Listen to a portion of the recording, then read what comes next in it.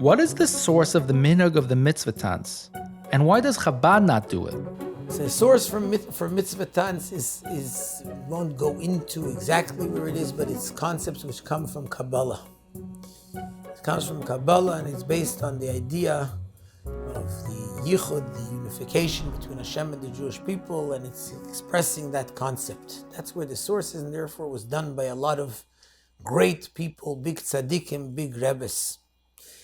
In fact, by the Rebbe's Chasana, the Rebbe's Chasana was in Poland, but the Rebbe's parents weren't able to come to the Rebbe's Chasana, and so they made a Chasana themselves, and the whole city came. And the Rebbe's father, did some sort of mitzvah tanz also over there by the celebration of the Chasana.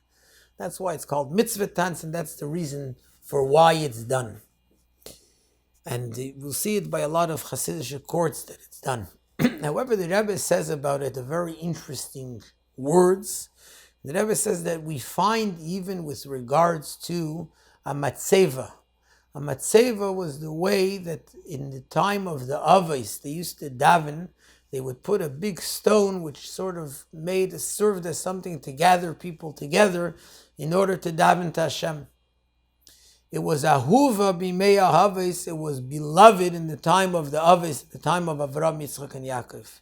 And nevertheless, later when it was used for Avodah Zarah, when it was used for idol worship, in later times, the Torah tells us don't use it even to bow and to serve Hashem.